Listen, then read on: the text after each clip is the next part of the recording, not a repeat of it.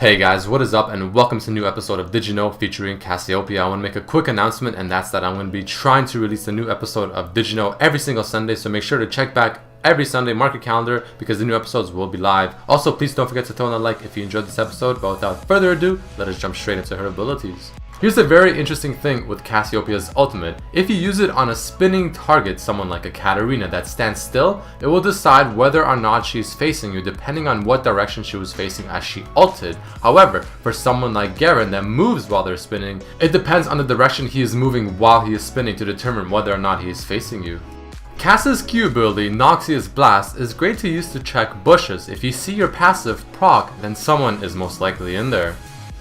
Cassiopeia has another great tool to check bushes, and that is her W ability, because once you cast it in an AoE around an area, it will actually reveal that area while the poison is on the ground. Very useful. If Twin Fang, the E ability, gets absorbed by a spell shield like Siva or Banshee's Veil on a target that's already poisoned from maybe your Q, your W, or any other various poison abilities, the damage is absorbed, yet the cooldown reduction still applies. Another example is if you fail to land your E ability on a target that's already poisoned because they dodge it, such as using Fizz's Playful Trickster, it will not proc the CD reduction. There were also other test cases with this scenario where the E ability didn't make contact and didn't even start the cooldown. Even though Cass's Q ability damage will get absorbed by things like Morgana's Black Shield, Cassiopeia will still get the movement speed buff from casting the Q on her. Cassiopeia has great synergy with certain other champions because Twin Fang's cooldown reduction will work with other poisons as well, not just your own. For example, Teemo's shot, his trap, Singe's poison, and even Twitch's passive.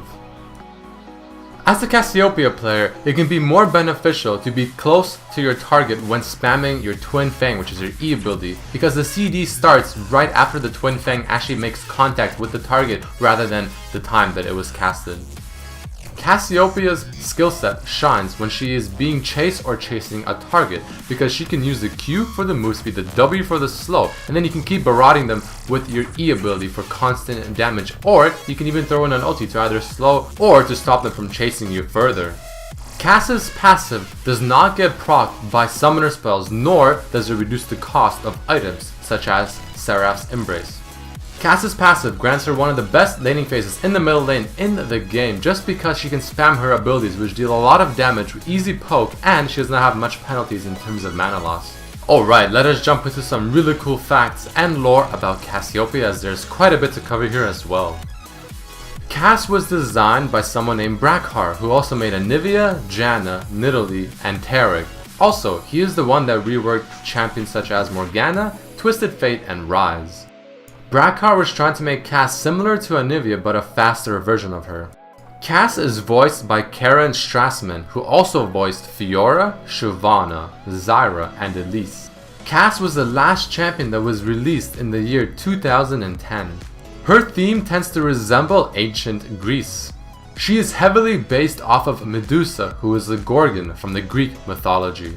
Did you know that Cassiopeia is Katarina's younger sister? Now from this you might be wondering how Cassiopeia became a serpent-like figure, since she is Katarina's sister, therefore saying that she was human at one point. Well, during a Noxian barbarian pacification, she set her sights on a diplomat from the Freljord tribe, and she wanted to charm him. However, he refused to confide until she swore an oath of secrecy upon his sword, which was a strange weapon with a serpentine curve to the blade.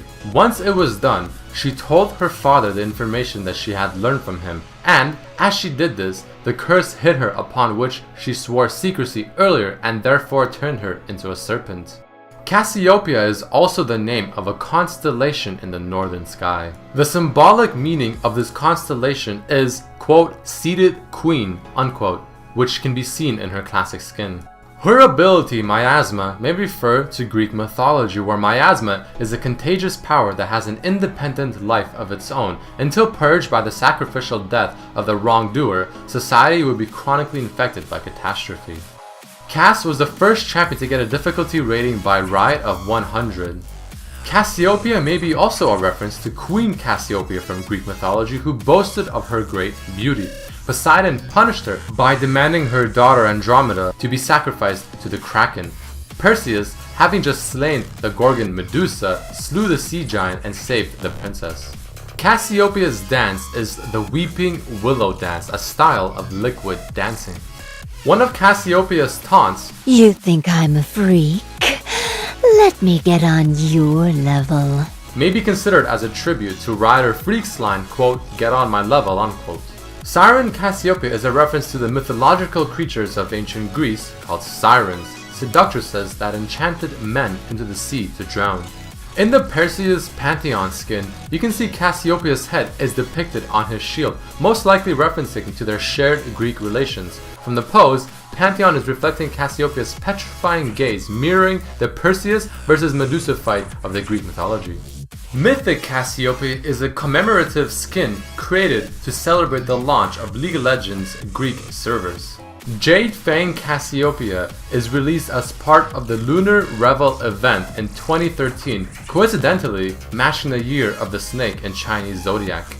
Alright guys, and that unfortunately marks the end of this episode of Did You Know featuring Cassiopeia. Please don't forget to like this video if you enjoyed it and to share it with your friends, as these videos do take quite some time to make.